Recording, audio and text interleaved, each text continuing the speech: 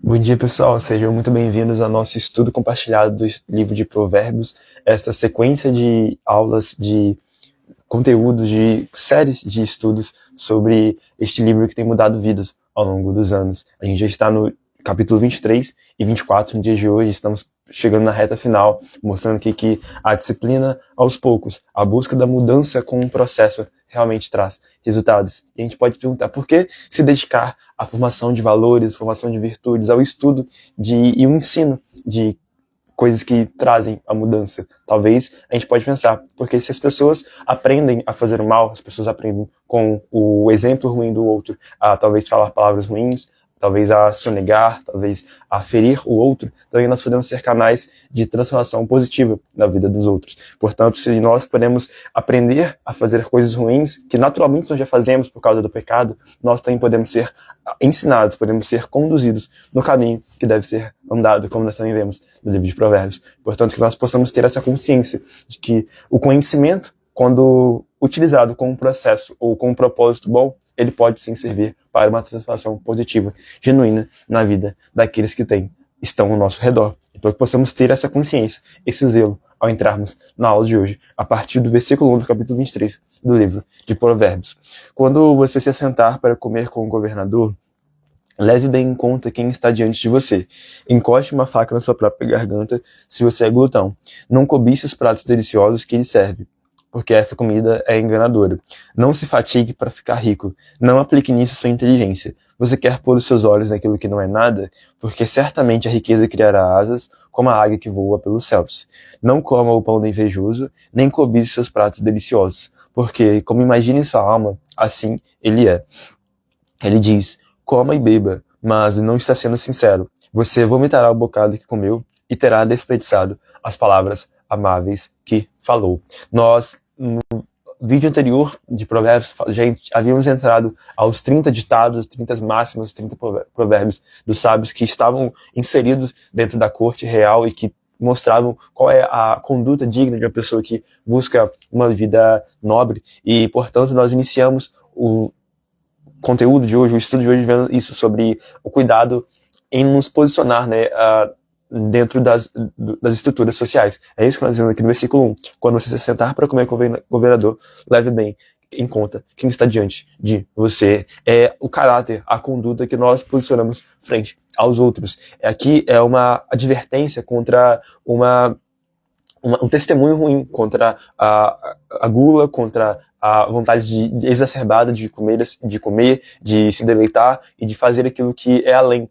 Napoleão Hill vai falar isso em Mais Esperto que o Diabo, que o autocontrole, o domínio próprio é a capacidade de saciar-se com aquilo que é necessário e dizer stop, chega, e não querer fazer mais do que é preciso para si mesmo. Também, o fruto do Espírito, em Gálatas 5:22, é isso, é o autodomínio, o domínio próprio, a capacidade de entregar o domínio, o controle para o Espírito Santo, para que ele venha, de fato, ditar a nossa vida em nós. Paulo também fala em Coríntios que nós temos a mente de Cristo. Uma vez que nós somos nova criatura, todas as coisas velhas passaram, tudo se fez novo, portanto, é preciso que o fruto venha frutificar em nós, se é necessário que nós venhamos, então, a não ser ditado pelos nossos prazeres, mas sermos capazes de ser livres. Foi para a liberdade que Cristo nos libertou. Portanto, é essa capacidade de dizer não, de não ser movido por qualquer tipo de desejo caído ou desejo pecaminoso que venha a ser exacerbado. Ao contrário, a nossa natureza redimida, santificada e em processo de perfeição.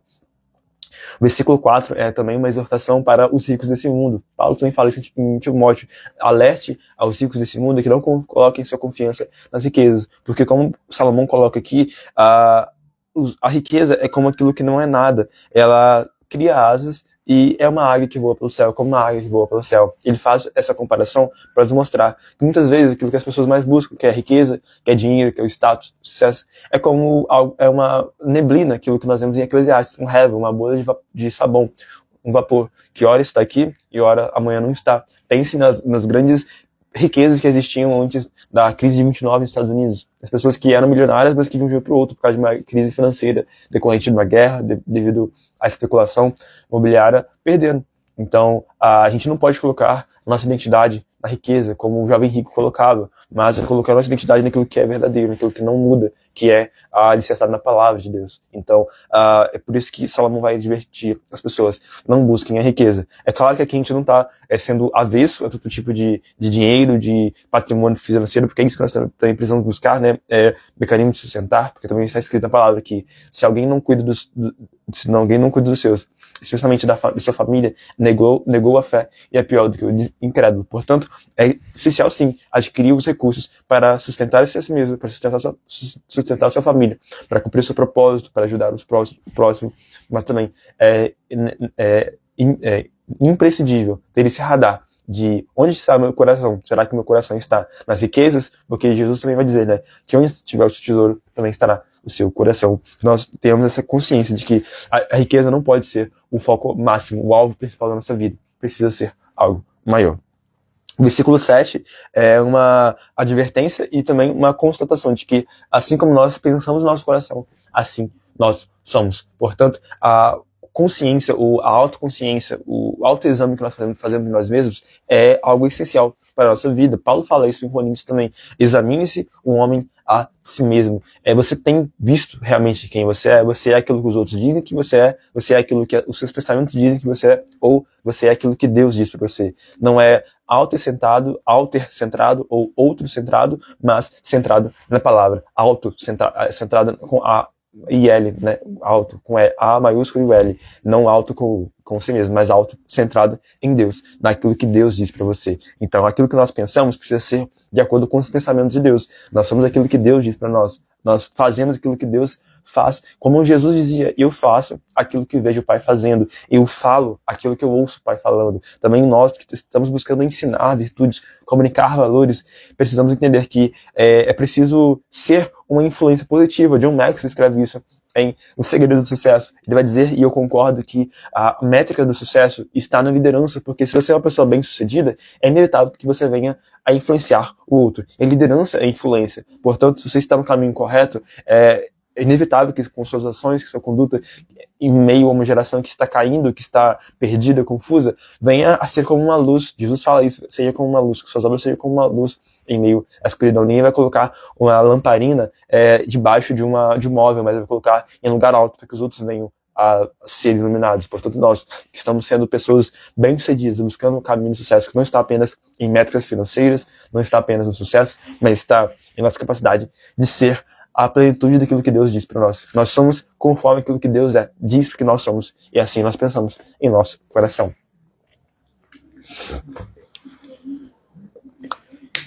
Versículo 9 está escrito: não fale com o tolo, porque ele desprezará a sabedoria de suas palavras.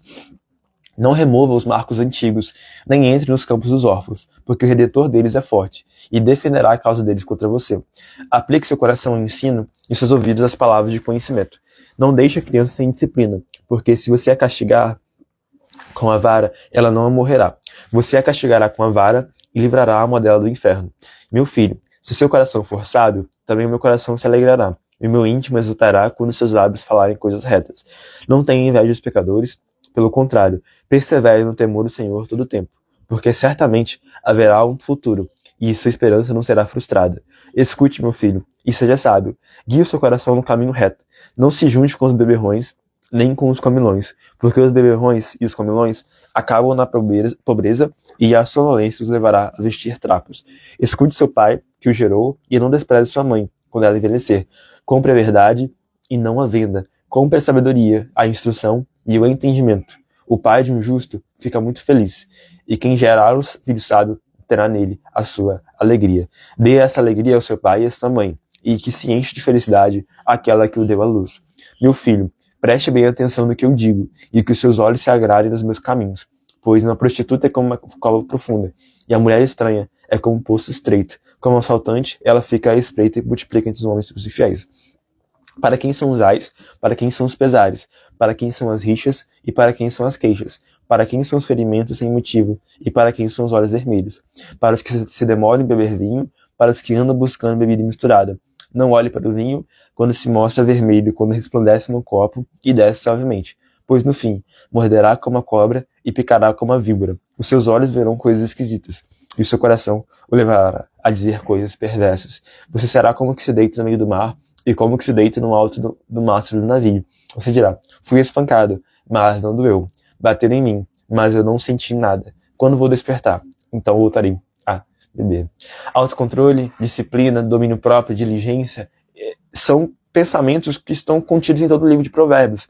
E é isso que estamos vendo aqui na aula de hoje, que é sobre comunicação de virtudes. O versículo 12 é essencial e chave ao pensar e nos dizer: aplique o seu coração ao ensino e o seu ouvido às palavras do conhecimento. É isso que nós estamos realizando aqui, aplicando o nosso coração, o centro das nossas emoções, a nossa evolução, a nossa inteligência, aquilo que de fato causa mudança, que é o ensino. Nós não estamos colocando nossa atenção primeiramente nas notícias ruins aí fora, nós não estamos colocando naquilo que os outros dizem para nós, mas nós estamos colocando o nosso coração naquilo que tem dado certo há milênios, que é a palavra, que é a sabedoria milenar, aquilo que de fato está consolidado ao longo do tempo.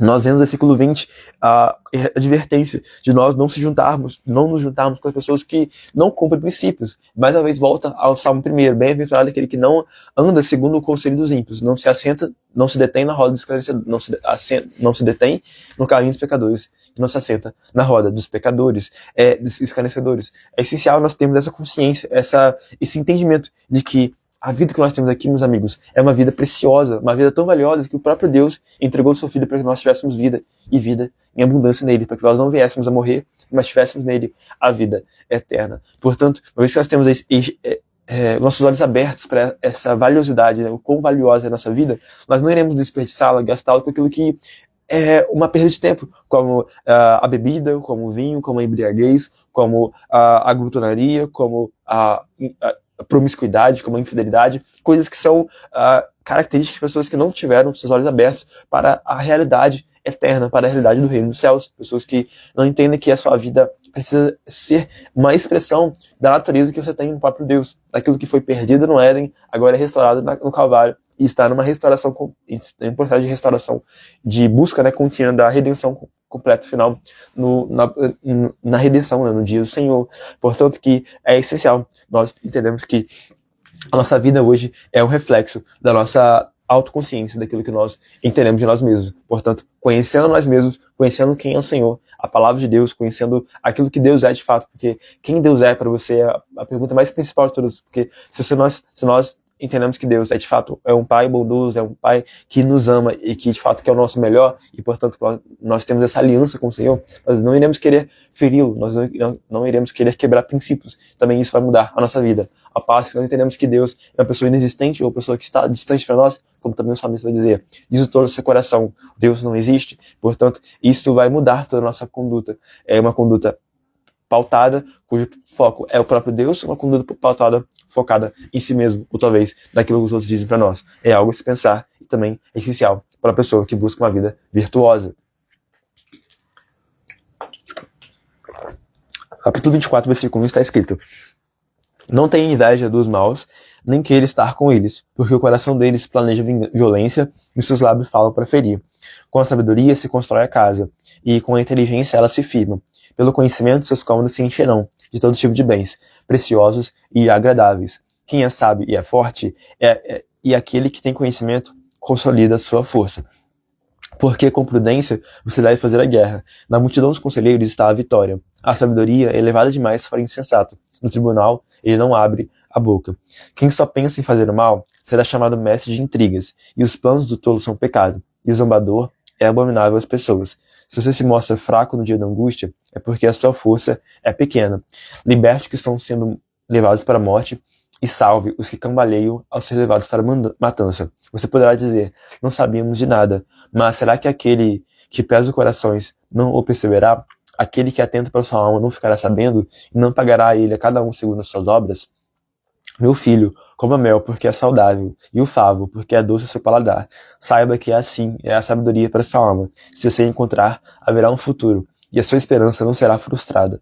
Não espie a habitação do justo, o perverso, nem destrua o lugar de seu repouso, porque 7 vezes cairá o justo, e se levantará, mas os perversos serão derrubados pela calamidade. Quando seu inimigo cair, não se alegre, nem se regozije o seu coração, quando ele tropeçar, para que o Senhor não veja isso e se desagrade. e desvie do inimigo a sua ira. Não se irrite por causa dos malfeitores, e nem tenha inveja dos ímpios, porque os maus não terão futuro, e a lâmpada dos ímpios se apagará. Meu filho, tema o Senhor e o Rei, não se meta com os revoltosos, porque de repente serão destruídos, e a ruína que virá do Senhor e do Rei, quem a conhecerá? Até aqui, depois vai chegar mais outros provérbios sábios. Até esse momento nós percebemos, portanto, que uma vida pautada em sabedoria é aquela em que nós não invejamos o outro. O versículo 1 do capítulo 24 fala sobre a advertência contra a inveja, de nós não colocarmos nosso coração naquilo que é o outro. Também lembra a cobiça, de nós nos contentarmos apenas com aquilo que nós temos e não cobiçarmos aquilo que pertence ao próximo. E o versículo 3 fala isso, sobre sabedoria. A pessoa que é sábia, ela entende que aquilo que ela tem é o que Deus deu para ela, e portanto ela vai fazer o melhor com as condições que ela tem. E portanto ela vai construir a sua casa com sabedoria, e com a inteligência que Deus deu para ela, ela vai fundamentar a sua casa. Ela vai encher os seus cômodos com os móveis, com os bens que Deus tem dado para ela, e assim ela vai se fartar, ela vai ser próspera com aquilo que ela possui. Ela não vai invejar o outro, e ela não vai cobiçar aquilo que é do próximo. O versículo 6 fala sobre a sabedoria que está contida nos conselhos, nos aconselhamentos. As pessoas que nós temos ao nosso redor, pessoas estratégicas, os relacionamentos de parcerias que nós temos ao nosso redor, são imprescindíveis também para uma vida virtuosa. Porque se nós entendemos que as pessoas que estão próximas, ou as pessoas que nós ouvimos e damos ouvidos, são aquelas que vão impactar, influenciar o nosso destino, é essencial, portanto, que nós saibamos escolher, selecionar, filtrar aquilo que nos tem chegado aos nossos ouvidos, que nós não demos ouvidos àquilo que abaixa a nossa virtude, que nos retira de fato a humanidade, retira de fato aquilo que nos pertence como pessoas valiosas, que é de fato a sabedoria, que é a inteligência, que é a virtude, que tenhamos de fato esse entendimento de que os relacionamentos, o aconselhamento é de fato essencial para uma vida virtuosa. Versículo 10 fala sobre a importância de sermos pessoas posicionadas, tão fundamentadas na sabedoria, que quando vier o dia mal, e ele vem para todos, nós não iremos ser sucumbidos. Quando nós somos fortes, até mesmo no dia da angústia, é um sinal de que a nossa força, de fato, interior é uma força grande. Nós estamos bem fundamentados. O versículo 15 e 16 são uma complementação a isso, porque sete vezes o justo pode cair e se levantar. Porque ele pode se levantar porque o justo está fundamentado em Deus. Ele tem uma base sólido, um alicerce do qual ele pode sustentar. Ao passo que os perversos, por não terem essa sabedoria, por não terem essa força interior, não serão capazes de se erguer frente à crise. Continuemos com o versículo 23. Estes também são provérbios dos sábios. Parcialidade no julgamento não é bom. Quem disser ao ímpio, você é justo, será amaldiçoado pelos povos e detestado pelas nações. Mas haverá bem-estar para os que repreenderem o ímpio, e sobre eles virão grandes bênçãos. Com um beijo nos lábios, assim é a resposta com palavras sinceras. Cuide dos seus negócios lá fora, apronte a lavoura no campo e depois edifique a sua casa. Não testemunhe sem motivo contra o seu próximo, nem o engane com seus lábios. Não diga, vou fazer com ele o mesmo que ele fez comigo, pagarei a cada um segundo as suas obras. Passei pelo campo do preguiçoso e junto a vinho do homem sem juízo. Eis que tudo estava cheio de espinhos e coberto de urtigas, e um muro de pedra estava em ruínas. Ao contemplar aquilo, eu fiquei pensando, olhei e tirei a seguinte lição. Um pouco de sono, um breve cochilo, braços cruzados para descansar, e a sua pobreza virá como um ladrão. A miséria atacará como um homem armado. Os conselhos finais que nós encontramos nesse capítulo 24 de Provérbios nos lembram sobre a justiça, a necessidade, a urgência de nós fazermos justiça ao outro, de nós andarmos na prática do bem, de fazer o correto ao outro.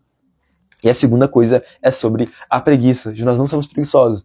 Salomão observa, ele contempla o campo, contempla a vida de uma pessoa que é preguiçosa e vê que a sua vida é cheia de espinhos, cheia de urtigas, porque ele não tem cuidado da sua própria casa, da sua própria construção, e a pessoa que, em contrapartida, busca uma vida que não é preguiçosa, nesse caso, uma pessoa que é esforçada, que é diligente, que é inteligente, que é estratégica, ela vai cuidar do seu próprio campo, ela vai cuidar da sua casa, vai cuidar da sua família, do seu trabalho. Que, a nossa conclusão da aula de hoje, temos esse entendimento, essa verdade como um âncora da nossa alma. A importância de nós sermos pessoas prudentes, pessoas sábias, pessoas que ouvem conselhos, que não se deixam levar pelas suas próprias paixões enganosas, mas que são disciplinados ao ponto de dizer não para aquilo que venha a abaixar essa virtude, que busquemos de fato essa vida virtuosa, comunicando a virtude, influenciando ao outro na nossa esfera de influência, para que assim, de fato, alcancemos uma vida que vale a pena ser vivida. Eu creio e tenho certeza que você tenha sido ajudado com esse vídeo. E nesse caso você foi, como eu tenho certeza, que você venha a curtir, comentar,